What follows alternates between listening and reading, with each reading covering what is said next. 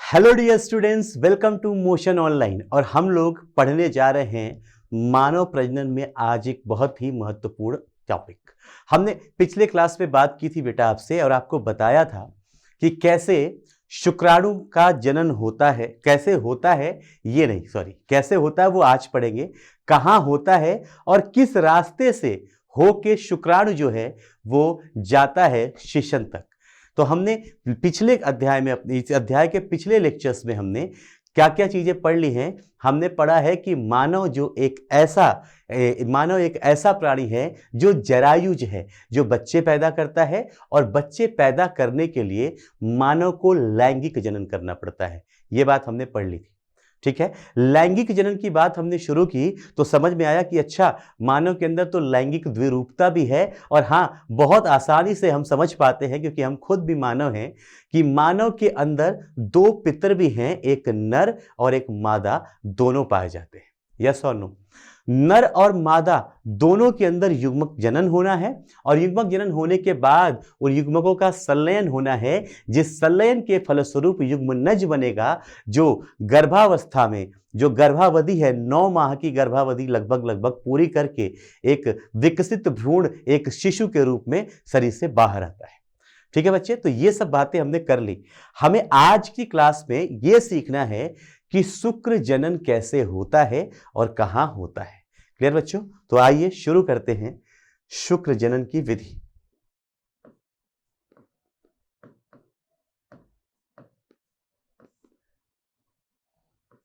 क्या पढ़ना है हमें? शुक्र जनन। शुक्र जनन में शुक्राणु बनाते हैं, है ना। शुक्र जनन में बनेगा क्या?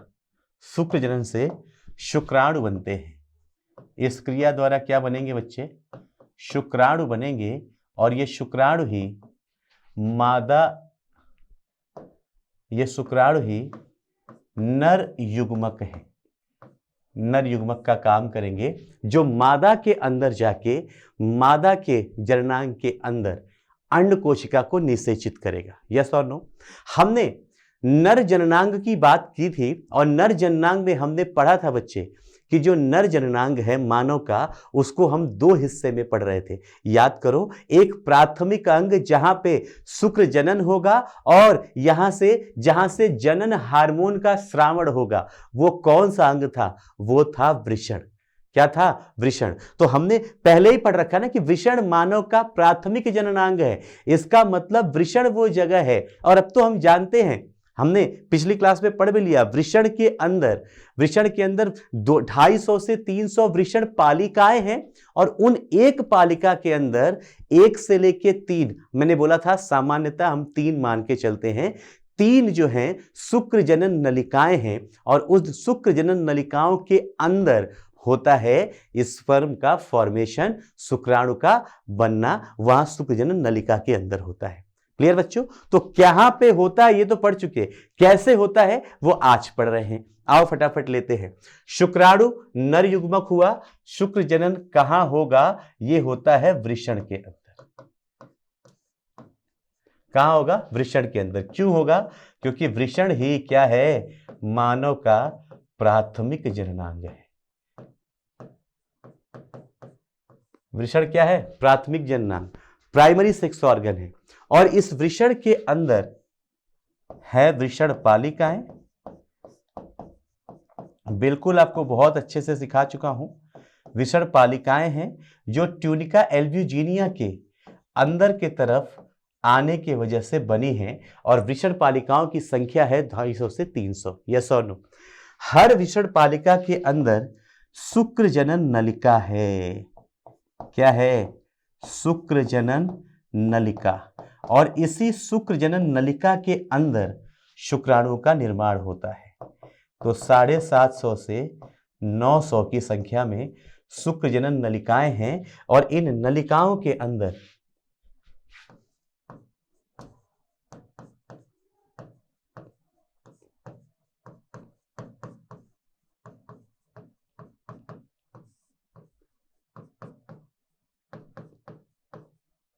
शुक्र जनन नलिकाओं के भीतर शुक्राणुओं का निर्माण होता है।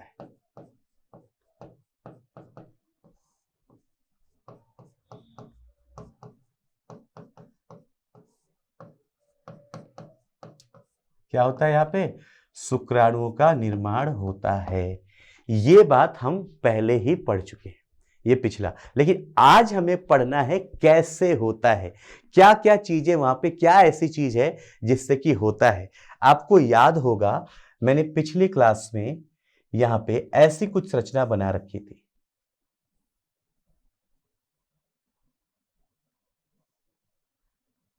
याद आ रहा है बच्चे? और इन संरचनाओं के अंदर हमने शुक्र नलिकाएं भी बना रखी थी।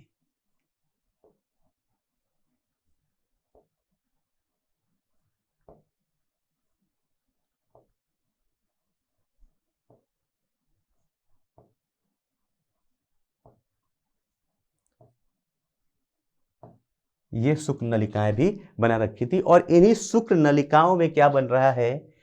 इन्हीं शुक्र नलिकाओं में बन रहे हैं शुक्राणु। यस और नो?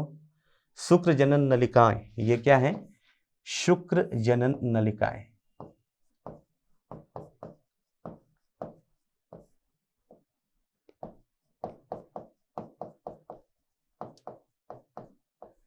इन्हीं शुक्र जनन नलिकाओं के अंदर हमें शुक्राणुओं का निर्माण करना है, या यहीं पे शुक्राणु का निर्माण होता है। एक सामान्य बात करें तो कैसे होता है, उसके लिए हमें समझने के लिए हम क्या करते हैं, हम एक संरचना और पढ़ेंगे जिसमें हम अपने वृषण को ऐसे काट देंगे, सीधा सीधा ऐसे काटेंगे और देखेंगे कि नलिकाओं के अंदर है क्या।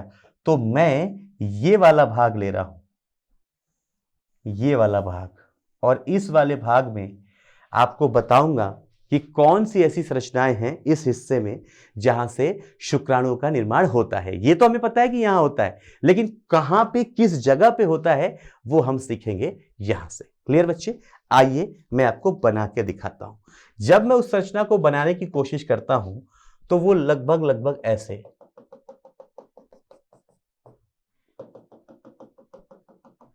एक गोलाकार संरचना दिखाई देती है। ये पालिका है, ये क्या है? एक पालिका है। यस और नो?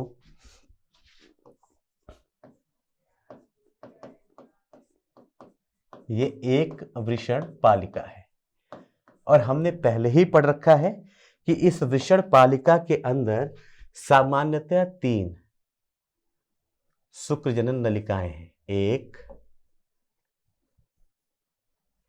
2 और ऐसे 3। ये 3 नलिकाएं हो गए उस पालिका के अंदर। समझ लेना, बहुत बढ़िया सा कॉन्सेप्ट है और बड़ी अच्छी अच्छी बातें आपको यहां पे देखने को मिलने वाली है। ये क्या हो गया बेटा? वृषण पालिका हो गई।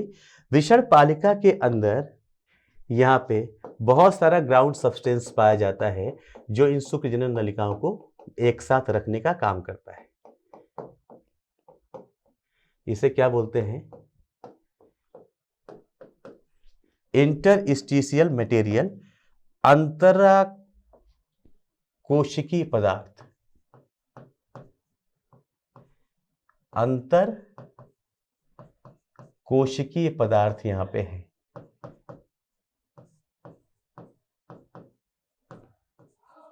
यहां पे क्या है? अंतर कोशिकीय पदार्थ भरा हुआ है जो इन नलिकाओं को एक साथ यहां पे रख रहा है। मतलब उस पालिका के अंदर कुछ यहां पे सीमेंटिंग मटेरियल बना हुआ है, ग्राउंड सब्सटेंस बोलते हैं। एक सीमेंट है जो इनको एक साथ उस नलिकाओं को वहां पे उस पालिका के अंदर फिक्स कर रहा है। और उस पालिका के अंदर टोटल 3 शुक्र जनन नलिकाएं हैं। मतलब ये जो मैंने संरचना बनाया है, ये क्या है? ये है एक शुक्र जनन नलिका। आपके पुस्तक में ये फोटो बनी हुई है बेटा। ये क्या है? एक शुक्र जनन नलिका है। हमने पढ़ा भी तो है, अब तो हम जानते हैं कि इस शुक्र जनन नलिका के अंदर ही शुक्राणु बनेंगे। यस और नो? शुक्राणु कहां बनेंगे? इस शुक्र जनन नलिका के अंदर ही शुक्राणु बनने हैं। तो पहले हम ये सोचते हैं कि यार इस शुक्र जनन नलिका के अंदर ऐसा है क्या, ऐसी क्या चीज है यहां पे जो शुक्राणु बना सकती है। तो जब हम इसको देखते हैं तो हमें कुछ ऐसा दिखाई देता है बच्चों।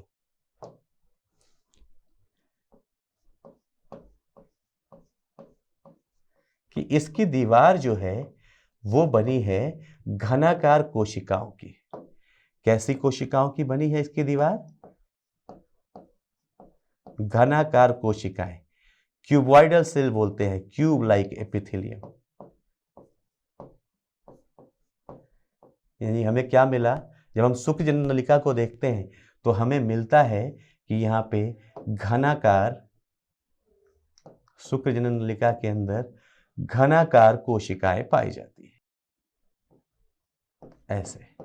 और इन घनाकार कोशिकाओं के बीच बीच में, एक जगह मैंने बना दिया घनाकार कोशिका, इन घनाकार कोशिकाओं के बीच बीच में कुछ ऐसे स्तंभाकार कोशिकाएं भी हैं।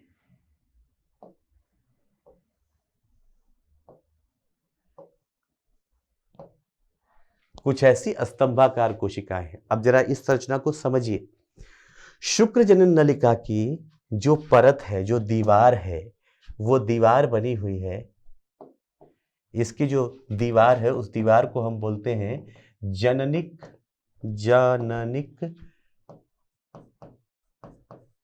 अध्यावरण।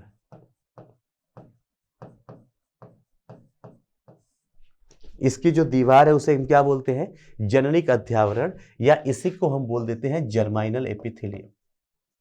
एपिथेलियम की मतलब कवरिंग है, एपिथेलियल टिश्यू बना है यहाँ पे, जर्मिनल एपिथेलियम। और इस जर्मिनल एपिथेलियम को जब हम देख रहे हैं तो समझ में आ रहा है कि यहाँ पे दो प्रकार की कोशिकाएं हैं। एक है घनाकार कोशिकाएं,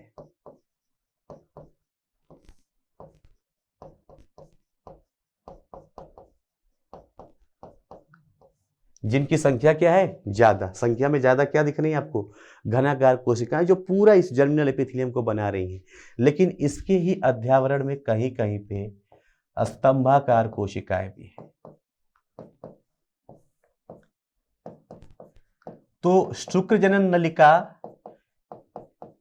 कैसी कोशिकाओं से बना हुआ है, उसे क्या बोल रहे हैं, बोल रहे हैं जर्मिनल एपिथेलियम, जिसमें दो नलिकाएं हैं, एक घनाकार और दूसरी स्तंभाकार। स्तंभाकार कोशिका को इसको पोषक कोशिका, या इसका एक बड़ा इंपॉर्टेंट नाम है, यह नाम आपको हमेशा याद रखना पड़ेगा, सर्टोली कोशिका बोलते हैं। क्या बोलते हैं भैया, सर्टोली कोशिका। यह आपको नाम याद रखना है, महत्वपूर्ण नाम है। इसे क्या बोलते हैं, सर्टोली कोशिका बोलते हैं। इस सर्टोली कोशिका, यहाँ पे जो स्तंभाकार है वो सर्टोली कोशिका, और ये कोशिका दोनों मिलके ये घनाकार एपिथेलियम बना रहे हैं। जो घनाकार कोशिकाएं हैं इन्हें हम जनरली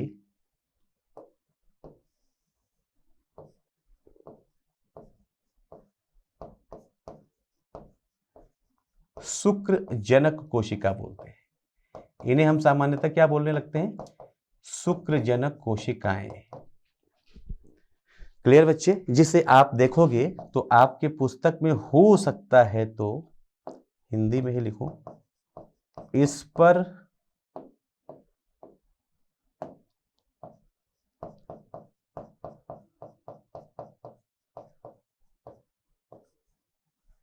स्पर्मेटोगोनिया कोशिका लिखा हो।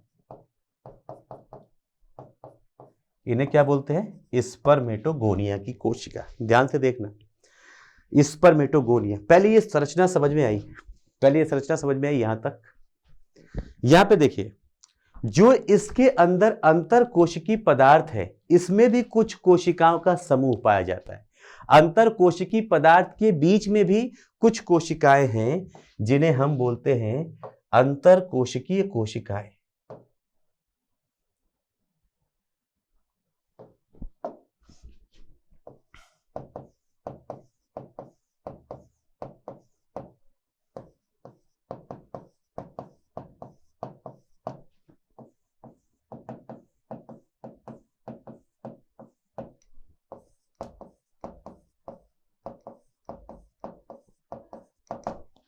इन्हें क्या बोलते हैं, अंतर कोशिकीय कोशिकाएं।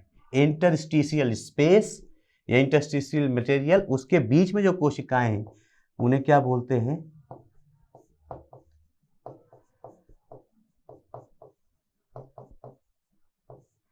अंतर कोशिकीय कोशिकाएं। क्या बोल रहे हैं बेटा? ये अंतर कोशिकीय कोशिकाएं, जिसे हम बोलते हैं इंटरस्टिशियल सेल।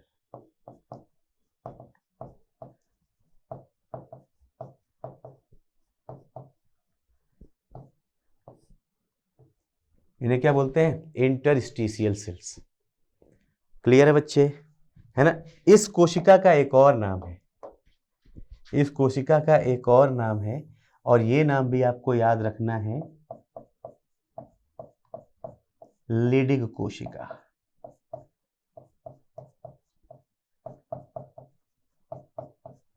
Leydig cell. ये दोनों नाम आपको बराबर याद रखने पड़ेंगे। एक तो ये लीडिक सेल और दूसरा सर्टोली सेल। ये नाम याद हो जाएंगे, ये नाम याद हो जाएंगे। ये संरचना समझ में आ गई? पहले तो ये संरचना समझनी पड़ेगी। जब आप ये संरचना समझ जाएंगे, जब आपको ये पता चल जाएगा कि यहाँ पे कौन कौन सी चीजें हैं, संरचनाएं क्या क्या हैं, तब जाके आप सीख पाएंगे, तब जाके आप सीख पाएंगे, समझ पाएंगे कि यहाँ पे कहाँ पे क्या काम हो रहा है। तो पहले संरचना समझ में आया। मैंने क्या बनाया, दोबारा से बता रहा हूं। एक पालिका लिया हमने, वृषण की एक पालिका को काट दिया, उसकी अनुप्रस्थ काट, और काटने के बाद उसको देख रहे हैं। तो देखने पे पालिका के अंदर 3 शुक्रजनन नलिकाएं दिखाई दे रही हैं। यस और नो? 3 शुक्रजनन नलिकाएं दिखाई दे रही हैं, जिसमें शुक्रजनन नलिकाओं के अंदर एक कोशिका मिल रही है हमें, जिसे हम बोल रहे हैं जननिक अध्यावरण, जहां पे 2 प्रकार की कोशिकाएं हैं। एक कुछ क्यूबॉइडल सेल हैं, घनाकार कोशिकाएं हैं, जिन्हें हम शुक्रजनन कोशिकाएं बोल रहे हैं, स्पर्मेटोगोनिया की सेल बोल रहे हैं। और दूसरी यहाँ पे कोशिकाएं हैं स्तंभाकार कोशिकाएं, बड़ी सी संरचना में, लंबाई में बड़ी, है ना? 11th में पढ़ा होगा आप लोगों ने, जब आप ऊतक पढ़ रहे थे, वहां पे ऊतकों में पढ़ रखा होगा आपने। स्तंभाकार कोशिकाएं, कॉलुमनर सेल्स, ऐसी बड़ी सी, जिसे हम बोलते हैं सर्टोली कोशिका या पोषक कोशिका। यहाँ पे अंतर कोशिकी स्थान के बीच बीच में भी कुछ कोशिकाओं का समूह है, जिसे हम बोलते हैं क्या बच्चे? Leading cell. क्या बोलते हैं? लीडिंग सेल बोलते हैं। अगर ये संरचना समझ में आ गई तो बढ़ेंगे आगे। ठीक है, चलो मैं ये मान लेता हूं सभी बच्चों को ये संरचना समझ में आ गई। और अब मैं चलता हूं कि इस नलिका के अंदर कैसे शुक्राणु बनेगा। ठीक है, तो शुक्राणु जनन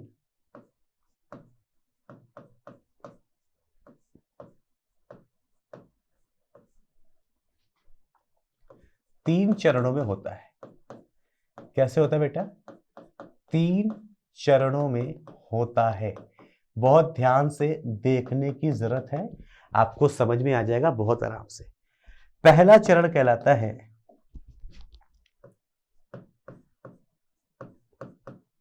गुणन अवस्था, मल्टीप्लिकेशन फेज।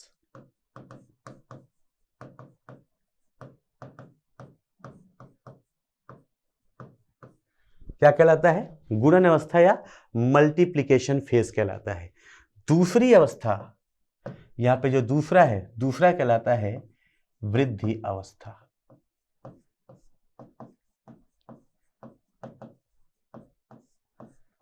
जिसे आप बोलते हैं ग्रोथ फेज।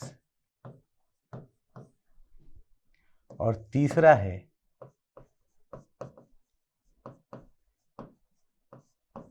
विभाजन अवस्था, जिसे हम बोलते हैं डिवीजन फेज। अब इन तीनों अवस्थाओं को समझने से पहले और इन तीनों अवस्थाओं में क्या हो रहा है, इससे पहले मैं आप लोगों से एक बात करना चाहता हूं, जो मैं बहुत पहले से आपके पहले और दूसरे अध्याय से करता आ रहा हूं। बच्चों, मानव की जब आप बात करते हैं तो मानव कैसा है? जब हम बात करते हैं मानव की, तो हमें पता है मानव जो है वो द्विगुणित है। आनुवंशिकी पदार्थ के रूप में देखें तो द्विगुणित है, 2n है, जहां पे 46 गुणसूत्र पाए जाते हैं। यस और नो? यहां पे क्या पाए जाते हैं बच्चे? 46 गुणसूत्र पाए जाते हैं। स्पष्ट है? ये तो छोटी सी नॉर्मल सी बात है, सबको पता है 46 क्रोमोसोम होंगे।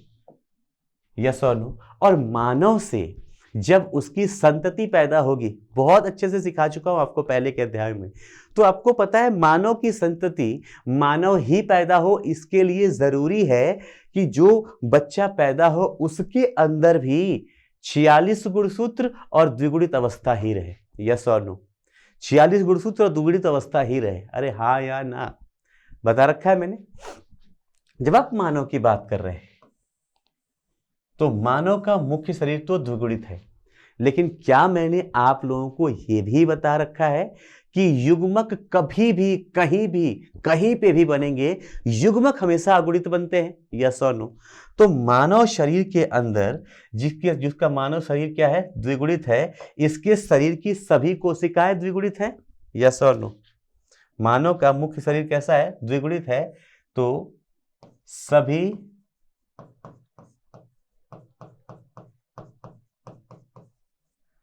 शारीरिक कोशिकाएं भी इसकी कैसी होंगी, इसकी सभी शारीरिक कोशिकाएं कैसी होंगी,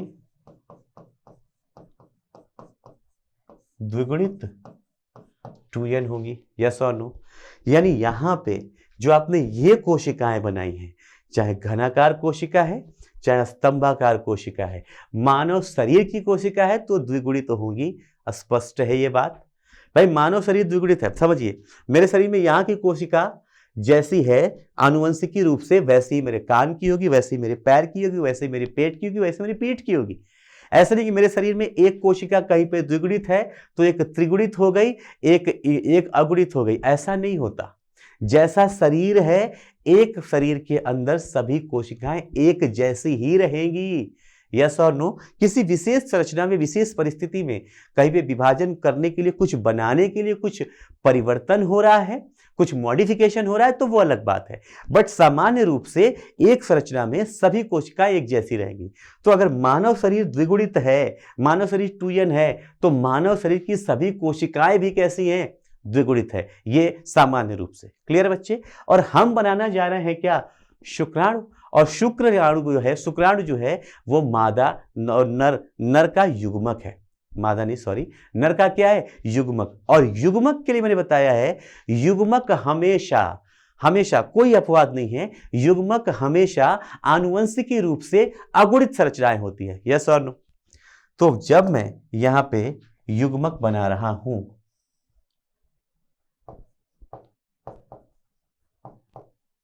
इन कोशिकाओं से नर युग्मक बना रहा हूं, शुक्राणु बना रहा हूं, तो मैं पहले ही बोल रहा हूं कि यार युग्मक बनाओगे तो युग्मक हमेशा कैसा होगा, अगुणित, n होगा। ये द्विगुणित है, ये अगुणित है, n है, लिख ही देता हूं, अगुणित कोशिका है। तो एक कोशिका जो द्विगुणित है उससे अगुणित बनाने के लिए कोशिका का विभाजन होगा। आप लोगों ने 11वीं क्लास में पढ़ रखा है, कोशिका विभाजन दो प्रकार का होता है। एक होता है समसूत्री विभाजन, जहां पे कोशिका जैसे पहले होती है, पितृ कोशिकाएं जैसे पहले होती हैं, ठीक अपने जैसे, बिल्कुल अपनी कॉपी, एकदम बिल्कुल अपनी कॉपी पैदा करते हैं। यस और नो। जिसे हम लोग क्या बोल रहे हैं, कॉपी बनाने को क्लोनिंग बोलते हैं, क्लोन विधि। इसे क्या बोलते हैं, क्लोनिंग, कि वो अपना क्लोन बना रहा है। लेकिन जब आप बात करते हैं एक द्विगुणित कोशिका से अगुणित कोशिका बनाने के लिए, तो वहां पे विभाजन की विधि ही बदल जाती है। और यहां पे जो विभाजन की विधि होती है, इस विधि को बोलते हैं अर्धसूत्री विभाजन। यस और नो।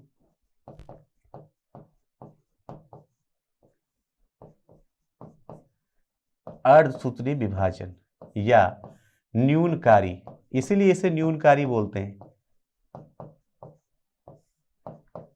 इसीलिए यह विभाजन क्या कहलाता है, न्यूनकारी, क्योंकि इस विभाजन में आप देख रहे हैं जो डीएनए का अमाउंट है वो न्यून मतलब कम हो जाता है। क्या हो जाता है, कम हो जाता है। यहां पे 2n था, यहां पे सिर्फ n रह गया, कितना, आधा रह गया, इसलिए अर्धसूत्री विभाजन भी बोल देते हैं।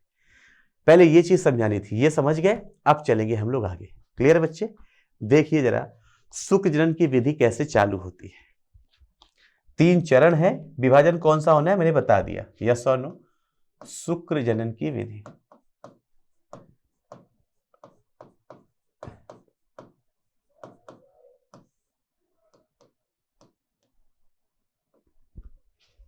जब मैं शुक्र जनन विधि की बात करता हूं तो शुक्राणुओं का जनन हो कहाँ रहा है?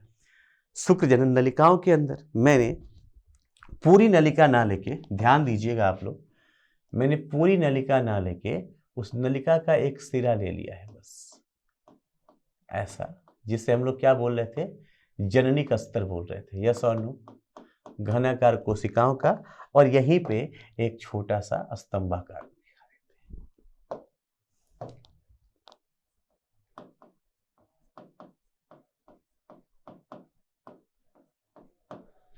ये हो गई घनाकार कोशिकाएं और ये हो गई हमारी जननिक अस्तर।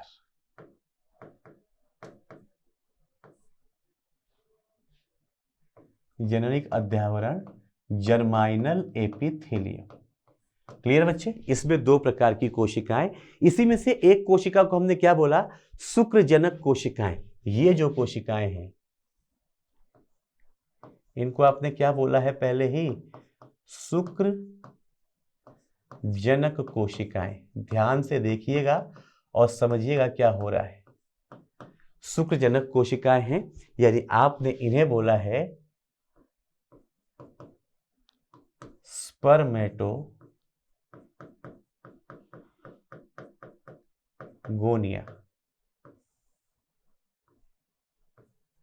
कोशिका, स्पर्मेटोगोनिया कोशिका बोला है। स्पष्ट है बच्चे? और ये जो स्पर्मेटोगोनिया कोशिका है, मानव शरीर की सभी कोशिकाएं कैसी है? 2n है, तो ये भी कैसी होगी? 2n होगी, द्विगुणित होगी। हाँ ना देना फटाफट। कैसी होगी बच्चे? 2n होगी, द्विगुणित होगी। स्पष्ट है? यहां पे कोशिका विभाजन के हमने कुछ चरणों की भी बात की कि कोशिका विभाजन कितने चरण में होगा। हमेशा शुक्र जनन के समय में जो चरण होंगे, युग्मक जनन में जो समय चरण होंगे वो 3 ही होंगे। एक गुणन अवस्था, दूसरा वृद्धि अवस्था और तीसरा विभाजन अवस्था। यहाँ पे भी यही दिखने वाला है। शुक्र जनन कोशिकाएं, सबसे पहले यहाँ पे क्या आता है? ये होता है गुणन अवस्था, मल्टीप्लिकेशन फेज। हमने बात की थी 3 अवस्था में होगा। सबसे पहले क्या आएगा बच्चे? गुणन अवस्था। देखो, शुक्र जनन कोशिकाएं जो हैं, यहाँ की जो घनाकार कोशिकाएं हैं कुछ, ये कोशिकाएं विभाजन करके बहुत सारी और शुक्रजनक कोशिकाएं बनाती है। इनके अंदर क्या हुआ? विभाजन हुआ और विभाजन करके बहुत सारी शुक्रजनक कोशिकाएं बनाती है। मतलब जो कोशिका यहाँ पे है वही कोशिका वो यहाँ बना रही है, बस एक फर्क हो रहा है। अगर आप समझ रहे हैं तो यहाँ आइए देखिएगा, ये पहले यहाँ पे थी, पहले यहाँ पे थी दीवार पे, अब इस दीवार के बाहर ये यहाँ पे बहुत सारी कोशिकाएं बनाती है, ऐसी। स्पष्ट हुआ? ये तो मैंने चर्म बनाया है, वहां पे अधिचर्म या अध्यावरण, इसके विभाजन से यहाँ पे बहुत सारी शुक्रजनक कोशिकाएं बन जाएंगी, ऐसे। फिर क्या होगा? बहुत सारी शुक्रजनक कोशिकाएं बनी। इनमें से बहुत इंपॉर्टेंट बात है, इनमें से कुछ कोशिकाएं, ये कुछ कोशिकाएं वापस विभाजित होके और ढेर सारी शुक्रजनक कोशिकाएं बनाती रहती है, बहुत सारी। आपको एक बहुत बहुत इंपॉर्टेंट, बहुत महत्वपूर्ण डिफरेंस बताता हूं, अंतर बताता हूं मादा के युग्मक जनन में और नर के युग्मक जनन में। एक बहुत बहुत महत्वपूर्ण अंतर। नर का जो युग्मक है बेटा, नर का युग्म, मानव के अंदर जो शुक्राणु जनन की अवस्था है वो उसकी किशोरावस्था से शुरू होती है। बाल्यावस्था में उसके अंदर कुछ नहीं हो रहा, उसका शरीर की वृद्धि हो रही है, ग्रोथ फेज चल रहा है। यस और नो? और 12, 13, 14 साल की उम्र में जब उसके अंदर टेस्टोस्टेरोन का लेवल बढ़ जाता है, किसका लेवल बढ़ जाता है? टेस्टोस्टेरोन का लेवल बढ़ जाता है। तो टेस्टोस्टेरोन का लेवल बढ़ने की वजह से जब उसकी शरीर विकसित हो जाती है तो उसके ब्रेन से मैसेज जाता है कि भैया तुम बड़े हो गए हो, अब तुम्हारे अंदर सेक्स हार्मोन्स का स्रावण हो सकता है। उसके अंदर जैसे ही यौन हार्मोन स्रावित होना शुरू होते हैं, उसके अंदर टेस्टोस्टेरोन के सिक्रीशन की वजह से, टेस्टोस्टेरोन की वजह से ये कोशिकाएं जो शुक्रजनन कोशिकाएं हैं ये विभाजित होकर अपना नंबर बढ़ाती रहती है। ध्यान से देखना, इन्होंने विभाजित करके कुछ बनाया, गुणन हुआ, मल्टीप्लाई हुए, नंबर बढ़े। अरे 3 थे 300 हो गए, समझ में आ रहा है? 3 से क्या हो गए, 300 हो गए। उनमें से भी कुछ कोशिकाएं फिर विभाजित होंगी, उन 300 से और विभाजन होगा, 3000 कोशिकाएं होंगी। आ रहा है समझ में? कुछ कोशिकाएं विभाजित होती रहती है, तो यहाँ पे नंबर क्या होता है, शुक्र जनन कोशिकाओं का बढ़ता रहता है। क्या होता रहता है, बढ़ता रहता है। ये क्या है, अभी भी ये स्पर्मेटोगोनिया ही है।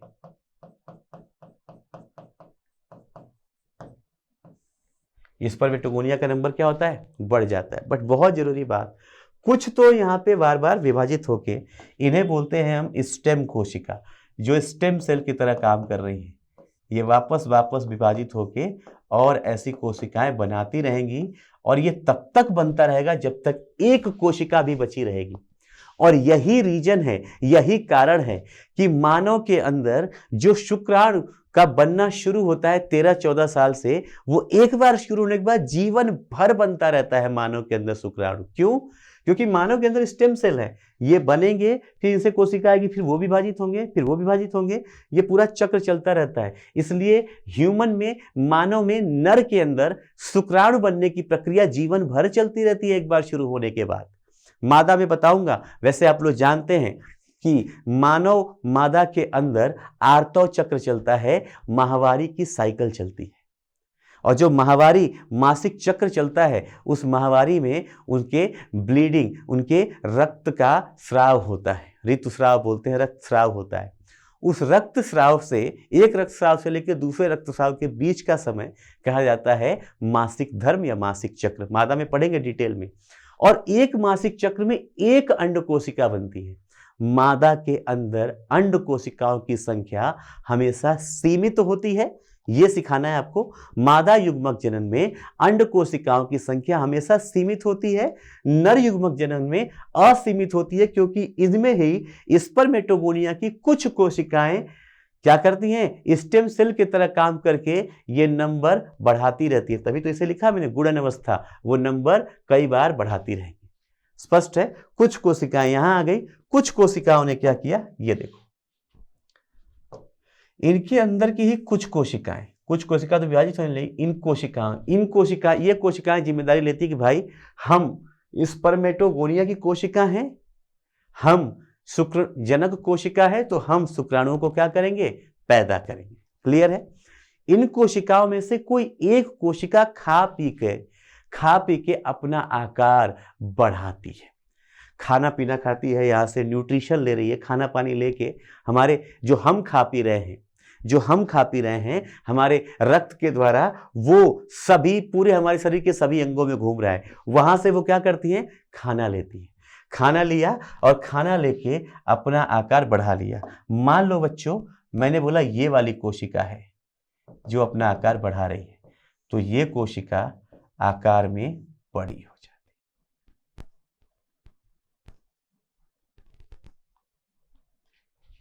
है। ये अवस्था दूसरी अवस्था है जहां पे क्या हो रही है, वृद्धि हो रही है। यहां से ये जो अवस्था है, ये वृद्धि अवस्था है। दूसरा पढ़ा है ना, 3 अवस्थाओं में होगा। ये क्या कहलाता है, ये कहलाता है वृद्धि अवस्था, ग्रोथ फेज। ये क्या हो गई, बड़ी हो गई, जिसे अब प्राथमिक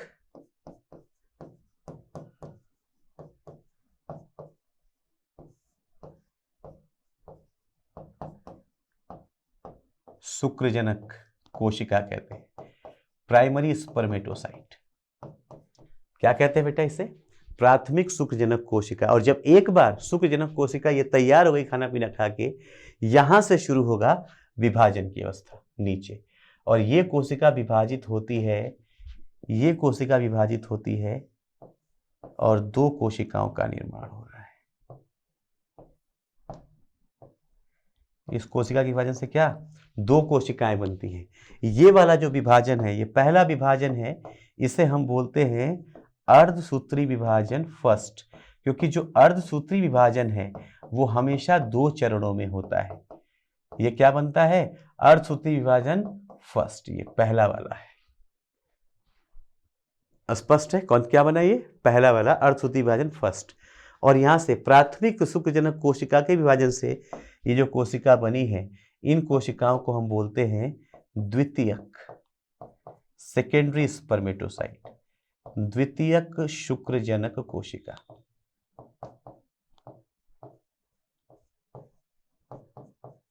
ये क्या कहलाती हैं?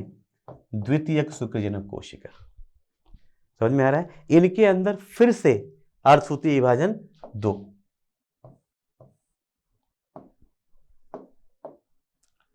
फिर से विभाजन, और ये वाला जो विभाजन है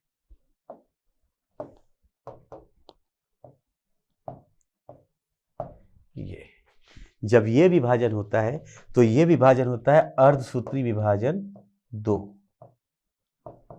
वैसे भी हमने पढ़ा है 2 पार्ट पे विभाजन हो रहा है, यस और नो। ये क्या हो गया? अर्धसूत्री विभाजन दूसरी अवस्था। ये प्राथमिक, ये द्वितीयक, 2 बार विभाजन होता है यहां पर, 2 बार विभाजन, और इसीलिए ये जो अवस्था है इसे हम बोलते हैं विभाजन अवस्था। यहां से ये हमारी तीसरी कंडीशन है जिसे हम क्या बोलते हैं? विभाजन अवस्था। आपको बताया था बच्चे 3 अवस्था में जाना पड़ेगा, यस और नो। ये क्या कहलाता है? विभाजन अवस्था। और इस 2 बार विभाजन होने से, 2 बार अर्धसूत्री विभाजन होने से, ये और ये, जब ये 2 बार अर्धसूत्री विभाजन होते हैं तो यहां पे जो संरचना बनी है इसे बोला जाता है शुक्रप्रसु।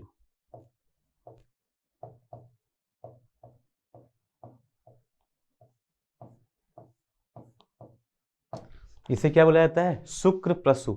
यानी यहां से जो संरचना बनी है वो शुक्राणु नहीं बनी है बच्चे, ये हमेशा ध्यान देना है। यहां से क्या बना है? शुक्रप्रसु बना है, यस और नो। यहां से क्या बना है? ये शुक्रप्रसु बना है, अभी शुक्राणु नहीं बना है। इन शुक्राणु कैसे बनेंगे? देखो, इन शुक्रप्रसु कोशिकाओं के अंदर ये जो शुक्रप्रसु कोशिकाएं बनाया है वो कैसे है? वो गोलाकार कोशिकाएं। कैसी है बेटा? गोलाकार कोशिकाएं बनती है, जिन्हें हम क्या कह रहे हैं? शुक्रप्रसु बोलते हैं। इन गोलाकार कोशिकाओं के अंदर संरचनात्मक परिवर्तन होता है। क्या होता है? अब इनके अंदर क्या होगा? संरचनात्मक परिवर्तन।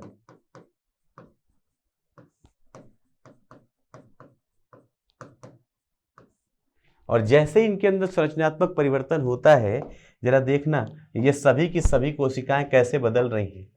संरचनात्मक परिवर्तन होता है, ये कोशिकाएं जो यहां दिख रही हैं ये ऐसे पहले गोल थी, अब चपटी होके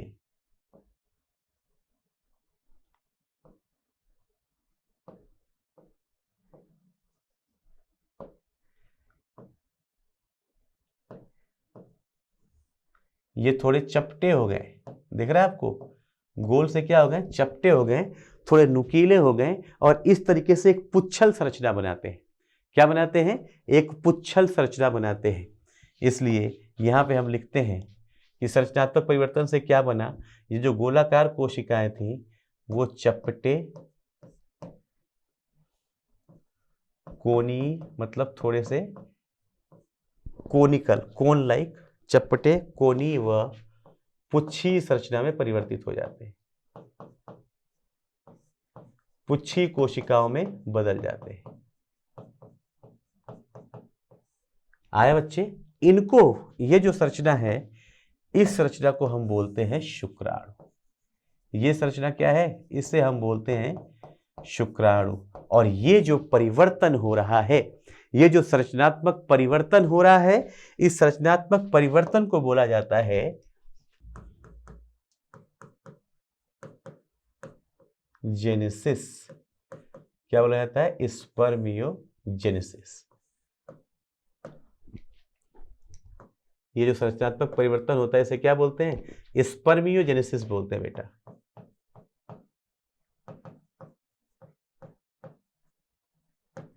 स्पर्मियोजेनेसिस विधि के द्वारा इनके अंदर संरचनात्मक परिवर्तन होते हैं, और जो गोलाकार शुक्र कोशिकाएं बनी थी वो चपटे, कोनिकल, थोड़े से पॉइंटेड, किनारे वाले, थोड़ी से पॉइंटेड, ऊपर से कोनिकल और पुच्छी कोशिकाओं में परिवर्तित हो जाते हैं, जो शुक्राणु कहलाते हैं। ये सब कहानी कहाँ चल रही है, याद करिए कहाँ पे।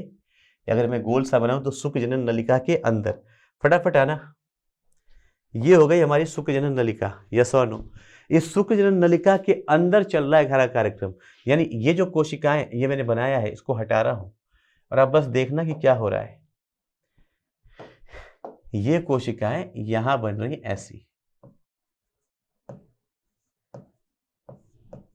यहां पे बन रही है। हमने क्या बनाया है बच्चे, यहां पे ध्यान देना, यहां पे हमने बना रखा है पोषक कोशिकाएं, सर्टोली सेल्स। ध्यान से देख लो, एक दो जगह बता देता हूं बस। ये जो सर्टोली सेल्स हैं, ये सर्टोली सेल का नाम पोषक कोशिकाएं इसीलिए है कि ये जो शुक्राणु यहाँ पे बने हैं, जो देख रहे हैं आप, जिनका फूला हुआ सर है कोनिकल सा और नीचे एक लंबी पूंछ है, इन कोशिकाओं का जो सर वाला हिस्सा है वो इसके अंदर घुस जाता है। शुक्राणुओं का जो फूला हुआ सिर वाला हिस्सा है वो इस पोषक कोशिका के अंदर, सर्टोली कोशिका के अंदर घुस जाता है और इस सर्टोली कोशिका से ये क्या लेता है, पोषण लेता है। क्या करता है बच्चे, सर्टोली कोशिका से पोषण लेता है। तो अब दो कोशिका वहां पे बताया था, एक सर्टोली कोशिका और एक लेडिक सेल, यस और नो। लिख देता हूं, बने हुए नवजात शुक्राणु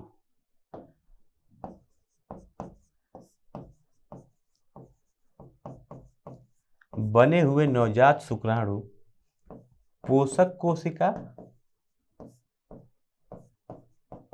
पोषक या सर्टोली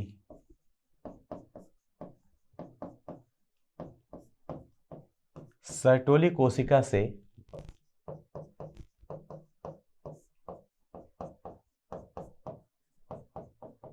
ये सर्टोली कोशिका से क्या करते हैं, पोषण लेते हैं। सर्टोली कोशिका के पोषण लेते हैं। पोषण लेने के लिए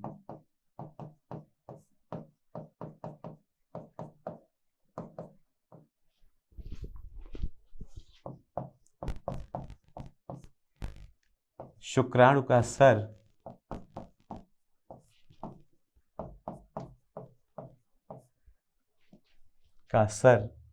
हेड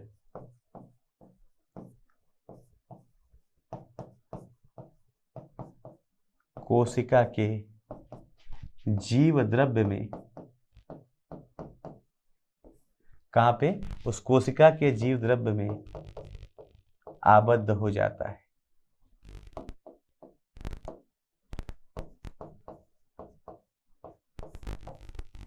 प्रवेश कर जाता है। क्या करता है, उसके जीव द्रव्य में प्रवेश कर जाता है। पहली चीज, यहां पे पोषण ले रहा है। और एक चीज आपको और बताना है, लीडिंग कोशिका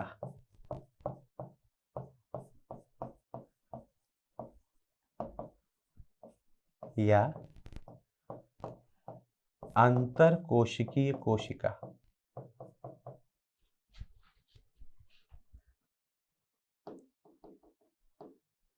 या अंतर नलिका, इंटरस्टिशियल अंतर नलिका कोशिका, जो नलिकाओं के बीच में कोशिका पाई जा रही है, जिसे हम लोग क्या बोल रहे हैं, लेडिक सेल। मानव नहीं, नर जनन हार्मोन का स्रावण करता है। इसका काम क्या है, नर जनन हार्मोन का स्रावण करता है। जो नर जनन हार्मोन कौन होता है,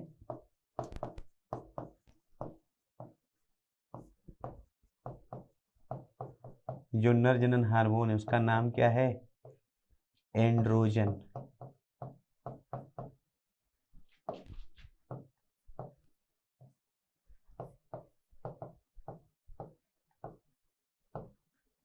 कौन सा हार्मोन का स्रावण करता है, एंड्रोजन। आपको बता दूं, इन एंड्रोजन में सबसे ज्यादा है टेस्टोस्टेरोन। इसका जो मुख्य घटक है वो क्या है? टेस्टोस्टेरोन है। और यही टेस्टोस्टेरोन क्या करता है? द्वितीयक लैंगिक लक्षण, इसी की वजह से क्या आता है? द्वितीयक लैंगिक लक्षण, मतलब नर है तो दाढ़ी मूंछ आएगी, आवाज भारी हो जाएगी, है ना। ये सब क्रियाओं के लिए कौन सा हार्मोन रिस्पॉन्सिबल है? टेस्टोस्टेरोन हार्मोन रिस्पॉन्सिबल है, जो कहां से निकल रहा है? लेडिक सेल से निकल रहा है। तो इस तरीके से शुक्र जनन नलिका के अंदर शुक्राणुओं के निर्माण की कहानी पढ़ ली। क्या पढ़ा? शुक्र जनन नलिका का जो आवरण है अंदर से, उसका जो अध्यावरण है उसे हम लोग जननिक अध्यावरण बोलते हैं, जहां दो प्रकार की कोशिकाएं हैं। एक है शुक्रजनक कोशिकाएं जो संरचना में घनाकार हैं, और दूसरी हैं जो शुक्राणु बनेंगे उनको पोषण देने वाली कोशिकाएं। पोषण लेने के लिए गए हैं ना उनके पास, जिन्हें हम स्तंभाकार के रूप में देखते हैं, और इन कोशिकाओं को बोलते हैं पोषक कोशिकाएं या सर्टोली सेल। यस और नो? न शुक्रजनक कोशिकाओं के अंदर पहले गुणन अवस्था से उनकी संख्या बढ़ाई जाती है, और उन बढ़ी हुई संख्या में से कुछ कोशिकाएं खाना पीना खाकर पोषण इकट्ठा करके अपना आकार बढ़ा लेती है। तो गुणन हो गई और वृद्धि अवस्था हो गई। आकार क्या कर लिया? बढ़ा लिया। वृद्धि अवस्था में आती है, और एक नियमित एक आकार होने के बाद जब उनके अंदर पोषण इकट्ठा हो जाता है तो वो खुद को परिवर्तित कर लेती हैं प्राथमिक शुक्रजनक कोशिका में। यस और नो? प्राथमिक शुक्रजनक कोशिका बोलो, शुक्र कोशिका बोलो, एक ही बात है। प्राइमरी स्पर्मेटोसाइट में, जिसके अंदर अर्धसूत्री विभाजन की पहली अवस्था होती है और दो द्वितीयक शुक्रजनक कोशिकाएं बनती हैं, जिनके अंदर दूसरी अवस्था में अर्धसूत्री विभाजन का होके यहाँ पे शुक्र प्रसु का निर्माण होता है। जो शुक्र प्रसु गोलाकार कोशिकाएं हैं, ये गोलाकार कोशिकाओं के अंदर फिर संरचनात्मक परिवर्तन होता है। ये सब नली के अंदर हो रहा है। संरचनात्मक परिवर्तन होता है जिसे हम स्पर्मियोजेनेसिस बोलते हैं, जिससे ये गोलाकार कोशिकाएं चपटे और पुच्छी कोशिकाओं में परिवर्तित हो जाती है। चपटी फ्लैट और पूंछ वाली पुच्छी कोशिकाओं में परिवर्तित हो जाती है, जिन्हें हम शुक्राणु बोलते हैं। यस और नो? और ये यहाँ से बने हुए शुक्राणु, नलिका के अंदर बने ये शुक्राणु नलिका के अंदर उपस्थित पोषक कोशिका के अंदर अपने स्तर का प्रवेश करा देते हैं, और उसके जीव द्रव्य से पोषण लेने के बाद ये यहाँ से निकलेंगे। यहाँ से मतलब शुक्र जनन नलिका से विमोचित होते हैं। ये भी लिख देता हूँ। पोषण लेने के पश्चात शुक्राणु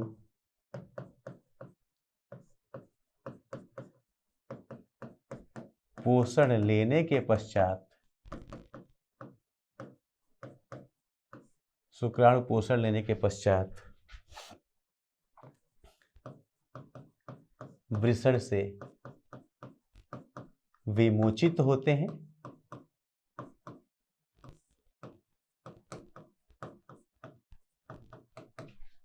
तथा द्वितीयक या हम बोल सकते हैं क्या, सहायक जननांगों की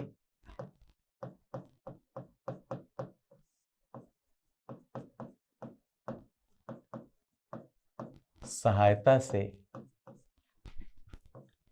वीर्य सेचन करके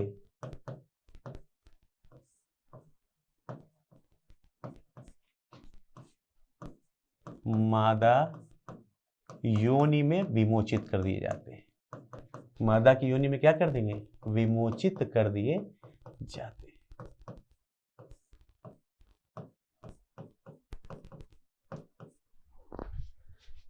जहां पे क्या करेगा मादा के अंदर ये शुक्राणु? निषेचन की प्रक्रिया को संपन्न करेगा। तो आज के लिए इतना ही बच्चों, मिलते हैं नेक्स्ट क्लास में। Till then, God bless, take care, have fun. आशा करता हूं हमारे टॉप एजुकेटर का यह लेक्चर आपको पसंद आया होगा। अगर पसंद आया है तो वीडियो को लाइक करिए, चैनल को सब्सक्राइब करिए और शेयर भी करिए, क्योंकि ज्ञान बांटने से बढ़ता है और सही बताऊं तो पुण्य भी मिलता है। मुझे सुनने के लिए बहुत बहुत धन्यवाद। Thank you.